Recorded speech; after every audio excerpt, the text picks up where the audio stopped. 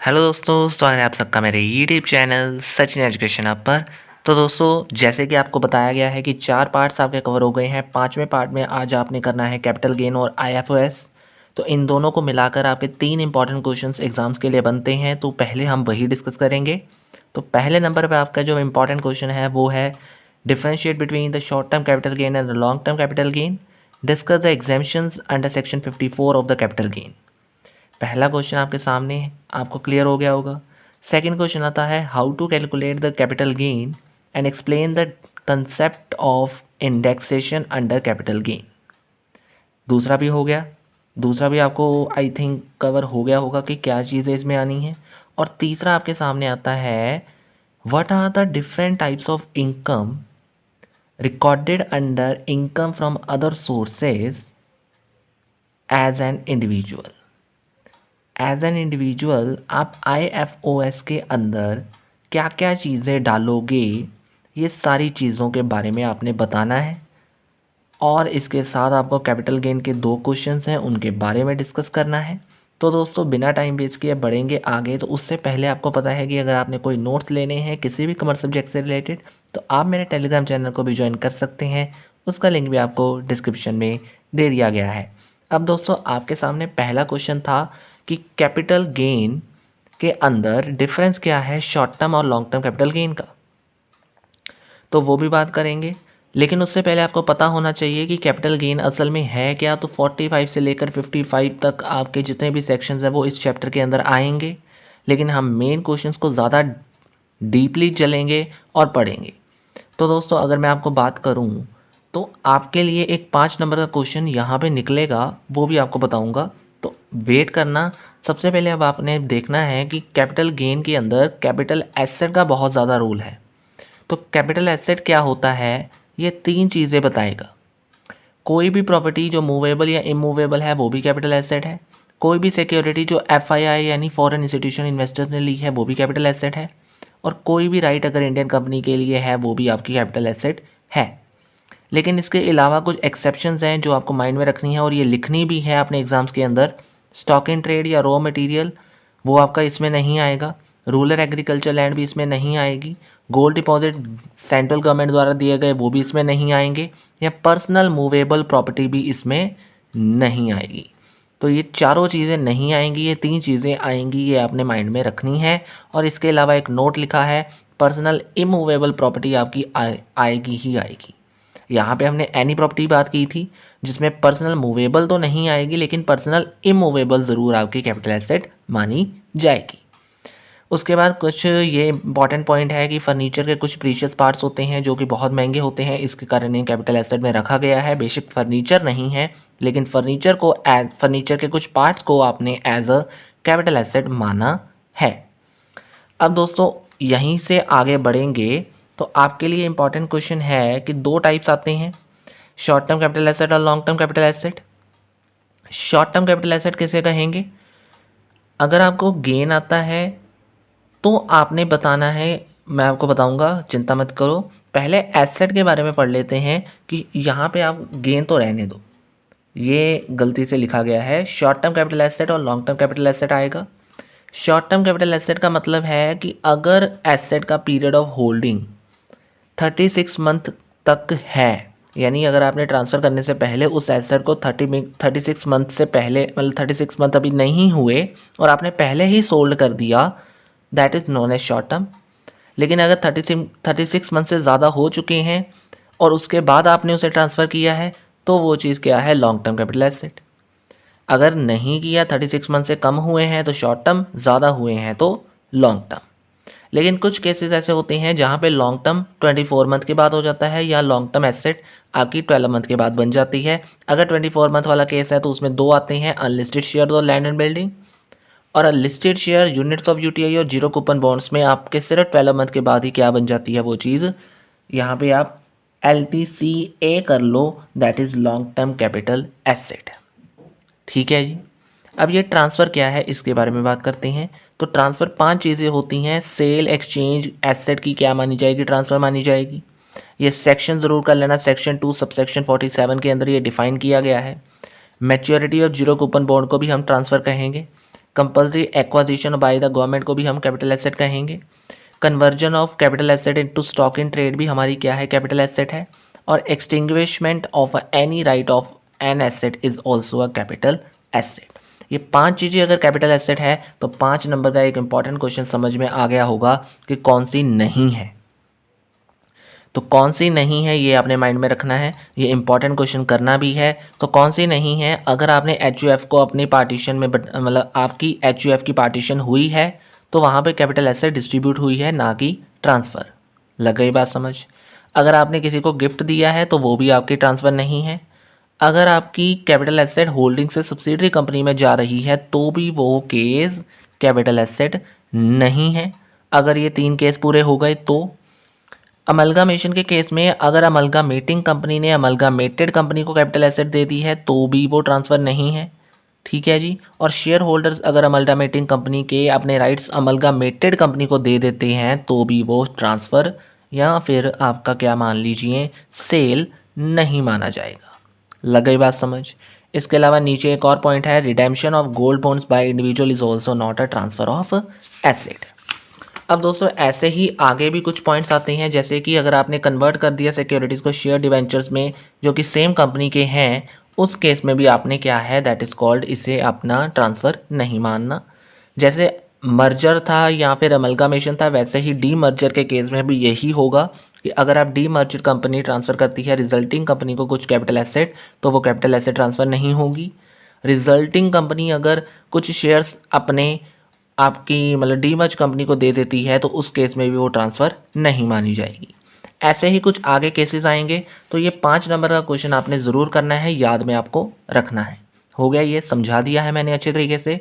अब दोस्तों आगे बढ़ेंगे। तो ये जो क्वेश्चन मैंने सेकंड बोला था, how to calculate capital gain, यहाँ से स्टार्टिंग हो जाती है इसकी। तो यहाँ से स्टार्टिंग करने से पहले आपको देखना है कि सबसे पहले क्या आएगा, face full value of consideration यानी सेल। यहाँ पे आपकी सेल आ जाएगी, उसमें से एक्सपेंसेस माइनस करने के बाद आपके पास कितना आ जाएगा, नेट सेल कंसिडरेशन आ जाएगी। उसके बाद अगर आपके पास कॉस्ट ऑफ एक्वाजिशन और कॉस्ट ऑफ इम्प्रूवमेंट है, ये तो पक्का ही है, ये कभी कभी होता है।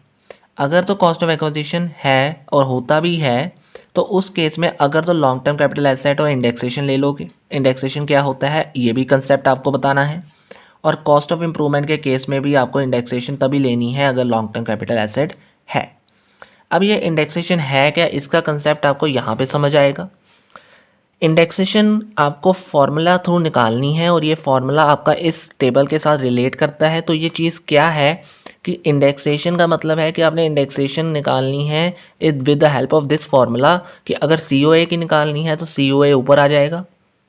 जिस ईयर में आपने ट्रांसफ़र की है उस ईयर में कंज्यूमर इन्फ्लेशन इंडेक्स की वैल्यू कितनी है वो आप मल्टीप्लाई करोगे, और जिस ईयर में आपने ख़रीदा है उस ईयर में उस consumer indexation inflation indexation value की वैल्यू कितनी है, यानी कंज्यूमर इन्फ्लेशन इंडेक्स की वैल्यू कितनी है वो आप यहाँ पे ले लोगे। तो ये इंडेक्सेशन वैल्यू यहाँ पे है, आपको वैसे गिवन ही होगी, चिंता मत करो, अदरवाइज़ आपको ये फॉर्मूला लगाना है। और ऐसे ही COI का भी केस आता है। तो इंडेक्सेशन का कंसेप्ट ये हो गया, कैलकुलेशन का कंसेप्ट ये हो गया। अब उसके बाद कुछ चीज़ें हैं जहाँ पे आपको बताना है कि LTCA होने के बावजूद भी आपने क्या नहीं लेना है, इंडेक्सेशन नहीं लेना है। उस केस को हम 6 पार्ट्स में बांटेंगे। जीरो कूपन बॉन्ड, डिबेंचर्स और बॉन्ड जो गवर्नमेंट बॉन्ड्स को छोड़कर कहे गए हों, स्लम्प रेट होता है, डेप्रिशिएबल रेट होता है, डेप्रिशिएबल एसेट जो कि हमेशा क्या होता है शॉर्ट टर्म, ये 2021 की बात की गई है। उसके बाद आते हैं shares debenture acquired by NR in foreign currency in Indian company, यानी इंडियन कंपनी में फॉरेन करेंसी में NR ने कुछ एक्वायर किए हैं शेयर्स और डिबेंचर, उस केस के ऊपर भी हम उसे इंडेक्सेशन नहीं मानेंगे या फिर LTCA होने के बावजूद भी इंडेक्सेशन नहीं करेंगे। और long term capital asset specified under section 112A के अंदर जो भी एसेट्स आएंगी वो भी इंडेक्सेशन के अंदर नहीं गिनी जाएंगी। तो इंडेक्सेशन कंसेप्ट भी हो गया। इसके अलावा आपका कैसे कैलकुलेट करना है वो भी आपको बता दिया है। हो गया यहाँ तक। अब इसके बाद दोस्तों ये इंडेक्सेशन का हो गया, ये कैलकुलेशन का हो गया, ट्रांसफ़र का आपको बता दिया। अब यहाँ पे जो मेन कंसेप्ट है हमारा जो प्रैक्टिकल, यानी अगर आपको पूछा जाए कि इंडेक्सेशन कैसे करते हैं, प्लस आपको पूछा जाए कि कैलकुलेट कैसे करते हैं, तो उस केस के लिए आपको ये फॉर्मूला और आपको इलस्ट्रेशन दे दी गई है। अगर आपने क्वेश्चन आता है कैलकुलेशन का तो आपने ये करना ही करना है, इमेजिनरी एग्जाम्पल देनी ही देनी है, तभी अच्छे मार्क्स मिलेंगे, नहीं तो मुश्किल आ जाएगी। लग गई बात समझ।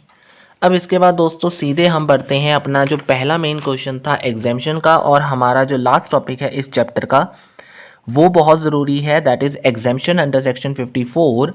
तो इस चीज़ को कैसे करना है दोस्तों, ये देख सकते हो एक ही पेज के अंदर सारी चीज़ों को ट्रांसफ़र, मतलब कैसे आपने करना है ये चीज़। एग्ज़ाम्स को अगर क्लियर करनी है तो आप एक एक पॉइंट को अलग अलग तरीके से लिख सकते हो, एक एक सेक्शन को अलग अलग तरीके से लिख कर बड़ा कर सकते हो। तो पहले नंबर पे एलिजिबल एसएससी कौन कौन होगा ये तो क्लियर हो जाएगा इसी तरीके से। अब बात करते हैं कि इन सेक्शंस के अंदर आपको मिलेगी कैसे डिडक्शन। तो सीधे सी रूल बताता हूँ, हाउस प्रॉपर्टी इसमें भी है और इसमें भी है, इसमें भी है, इसमें भी है। अगर ट्रांसफ़र हो गई है हाउस प्रॉपर्टी तो इस केस में आपको डिडक्शन मिलेगी यानी एग्जाम्शन मिलेगी। अगर ट्रांसफ़र नहीं हुई है तो इस केस में मिलेगी, यानी ट्रांसफ़र होने के बाद अगर आपने कहीं पे इन्वेस्टमेंट की है हाउस प्रॉपर्टी की, तो अगर वो चीज़ ट्रांसफ़र अभी तक नहीं हुई तो वो इसमें डाली जाएगी। और अगर कोई चीज़ में इन्वेस्टमेंट करने के बाद वो आपके पास काफ़ी दिनों तक है और आपने ट्रांसफ़र भी कर दी है तो उसमें 54 सेक्शन के अंदर आपको एग्जाम्शन मिलेगी। तो कितनी कितनी मिलेगी, दोनों में फ़र्क भी है। अगर 54 की बात करते हैं तो एग्जाम्शन ले लोगे जितनी आपकी आपने इन्वेस्टमेंट की है, यानी रेजिडेंशियल हाउस की कॉस्ट है या कैपिटल गेन आया है, उन चीज़ों को देखते हुए विच एवर इज़ लोअर ले लोगे। लेकिन इस केस में अलग की बात की गई है। ये चीज़ें क्या है कि अगर आपने इन्वेस्टमेंट की है, ट्रांसफ़र नहीं की है, और अगर इन्वेस्टमेंट ज़्यादा है आपकी नेट सेल कंसिडरेशन से, ये आप देख सकते हो नेट सेल कंसिडरेशन से ज़्यादा है, तो कैपिटल गेन पूरा का पूरा एग्जाम्प्ट है। अगर कम है तो ये फॉर्मूला लगाओगे जिसके पास है, that is LTCG multiply by amount investment divided by NSC, that is net sale consideration. अब दोस्तों यहाँ पे पॉइंट फिर से यूज़ होने वाला है कि ये दोनों तो हमने कर लिए, ये 3-4 ये क्या हैं, तो इसके भी हिंट आपको लेने हैं।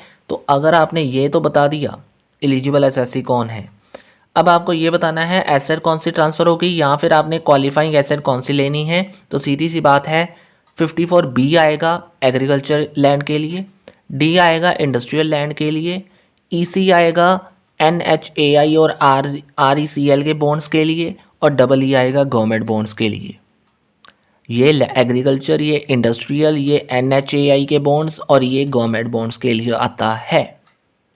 तो इन चारों में यही डिफरेंस है जो ये मेन लाइन बता रही है। ये चारों में आपको बस इतना पता लगना चाहिए ट्रांसफ़र हो चुकी है, ये ट्रांसफ़र नहीं हुई, ये आपको मैटर करना है। लग गई बात समझ।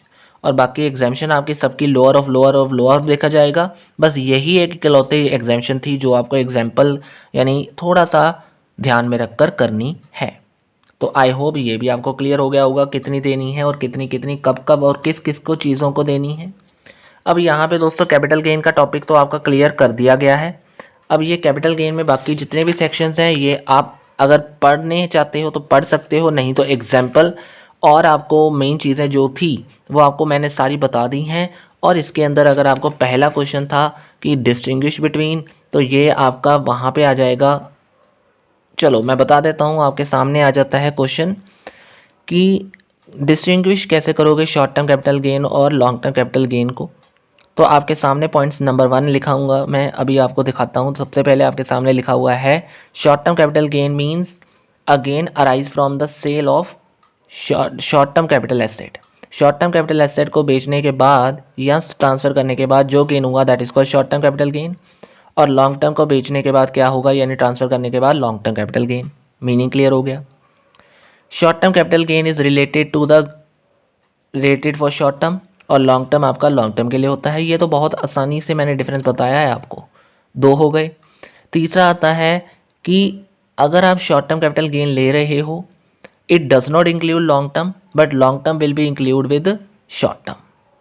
बहुत ईजी है पॉइंट, देख सकते हो आप। मैंने कुछ ज़्यादा इफेक्टिव यहाँ पे बताने की कोशिश नहीं की है, इतना सा ही डिफरेंस लिखना है, ज़्यादा नहीं लिखना। शॉर्ट टर्म में लॉन्ग टर्म नहीं आता, लॉन्ग टर्म में शॉर्ट टर्म आता है। हो गया, बात समझ आ गई। उसके बाद if there is a loss in any short term capital gain, यानी अगर ऐसा भी कोई भी आपके सामने लिखा हुआ है शॉर्ट टर्म कैपिटल लॉस हुआ, then it can be set off with LTCL, but LTCL can't be set off with short term capital asset. अब यहाँ पे पॉइंट क्लियर हुआ। ये भी एक डिफरेंस आ जाता है कि शॉर्ट टर्म लॉन्ग टर्म से हो सकता है लेकिन लॉन्ग टर्म शॉर्ट टर्म से नहीं हो सकता। तो 4 डिफरेंस आपके सामने आ गए, इससे ज़्यादा आपको नहीं करना क्योंकि एग्जाम्पशंस आपके लिए ज़्यादा मेन है एज़ कम्पेयर टू दिस। तो दोस्तों ये 4 या 5 पॉइंट्स आपके लिए जितने भी बनकर आए हैं, इसके अलावा आप और भी कुछ बनते हैं तो वो बना सकते हो। यहाँ तक आपको मैंने 4 पॉइंट्स बता दिए और मेन क्वेश्चंस बता दिए। कैपिटल गेन आपका यहीं पे ख़त्म होता है। अब हम हमारा अगला जो मेन क्वेश्चन है IFOS का, उसके बारे में बात करते हैं। तो ये IFOS का क्वेश्चन क्या है, अब हम इसके बारे में बात करेंगे दोस्तों। तो सबसे पहले अब आपके सामने यहाँ पे देखोगे, हाँ जी, ये देखो, ये जो चैप्टर है हमारा IFOS का सेक्शन 56 से लेकर सेक्शन 59 तक कवर करता है और ये सारे सेक्शंस आपको डिटेल में करने हैं दोस्तों, क्योंकि ये क्वेश्चन इकलौता क्वेश्चन है जो आपके सारे सेक्शंस को कवर करेगा। सारे सेक्शन मतलब इस क्वेश्चन को आपने जितने भी मतलब पार्ट्स देखोगे उसमें सारे सेक्शंस आपको लिखने पड़ेंगे। तो अब इसमें कौन कौन सी इनकम आती है, ये रही आपके सामने इनकम्स, ये आप पढ़ने वाली हैं। एक डिविडेंड का कंसेप्ट अलग से आता है 5 नंबर का, अगर आपने उसे करना है तो आप इस चीज़ों को भी करोगे। उसके बाद एक एंड में टॉपिक दिया हुआ है डिविडेंड, ये वाला dividend under section 2 sub section 22 के अंदर, वो एंड में आपको एक क्वेश्चन दे दिया गया है, वो भी आपने करना है। डिविडेंड क्या होता है, इंडियन इनकम का डिविडेंड ऑलवेज एग्जाम्प्ट रहता है, ये तो पता ही है आपको। इसके अलावा आपको इतना भी पता है कि इसमें कुछ और भी डिविडेंड्स होते हैं जो अपने काम के अनुसार टैक्सेबल माने भी जाते हैं और नहीं भी। तो वो क्या क्या है ये आपके सामने बने हुए हैं। इंडियन कंपनी एग्जाम्प्ट है, फॉरेन कंपनी का टैक्सेबल तब होगा जब रिसिपिएंट ROR होगा। तो इजी था, कोई मुश्किल नहीं है। इसके अलावा दोस्तों एक और चीज़ें मेन जो इसमें बताने की कोशिश की गई है वो है dividend received on domestic company जो था या जो है 2021 के अनुसार, उसमें अगर आपने टैक्सेबल करना है किसी चीज़ को तो उसके लिए आपका टैक्सेबल डिविडेंड यानी 10 लाख से ज़्यादा हो गया, यानी अगर आपका डोमेस्टिक कंपनी से जो डिविडेंड आपको मिला है वो 10 लाख से ज़्यादा हो गया तो उस केस में टैक्स लगेगा। और 10 लाख के बाद जो आपका रेट कितना लगेगा TDS का, वो लगेगा 10%, उसमें सरचार्ज भी लगेगा और उसमें HEC यानी हेल्थ एंड एजुकेशन सेस भी टैक्स का लगेगा। लग गई बात समझ? तो ये चीज़ें डिविडेंड में आपने लिखनी है। 5 नंबर का ये कंसेप्ट बहुत ज़्यादा इंपॉर्टेंट है, इसके लिए आपको नीचे इलस्ट्रेशन भी दे दी गई है अगर आपने बड़ा करना है ये क्वेश्चन तो। अब इसके बाद बात करते हैं आगे, आपकी इनकम आती है कैजुअल इनकम। अदर इनकम में अब कैजुअल इनकम आ जाती है जिसे विनिंग ऑफ लॉटरी आप कह सकते हो एग्जाम्पल के तौर पे। टैक्सेबल ये पक्का ही है, 30% तक हाईएस्ट रेट आपको लेना है। इसमें सरचार्ज लगेगा, 4% HEC भी आप ले लोगे, कोई डिडक्शन नहीं मिलेगी इसके अंदर आपको। और इसमें क्या क्या चीज़ें आती हैं ये सारी चीज़ें आपको बता दी गई हैं। Lottery, crossword puzzles, house races, horse races, ये सारी चीज़ें आ जाती हैं। ये तो कैजुअल इनकम हो गया। अब सेक्शन 52 सबसेक्शन ID में क्या कहा जाता है, interest received on security. Security के लिए इंटरेस्ट, अगर आपने इन्वेस्टमेंट के लिए सिक्योरिटी ली है तो वो इस केस में ही आएगा। बस ये वर्ड आपको ध्यान में रखना है, अगर इन्वेस्टमेंट के लिए है तो आप इस केस में ले लोगे, यानी IFOS के अंदर आप टैक्सेबल करोगे, नहीं तो आप नहीं करोगे, ये आपको बता दिया गया है। और अगर केस आता है आपका नेट इनकम का तो ग्रॉस में बदलने के लिए आपने क्या करना है, आपको just net amount divided by 1 minus tax rate ले लेना है। लग गई बात समझ? Net amount 1 minus tax rate आपने ले लेना है, इससे ज़्यादा आपने कुछ नहीं करना। और यहाँ पे जो नोट लिखा हुआ है interest on post office saving is exempted up to 3500, ये एक अच्छे तरीके से नोट को भी रिवाइज कर लेना है।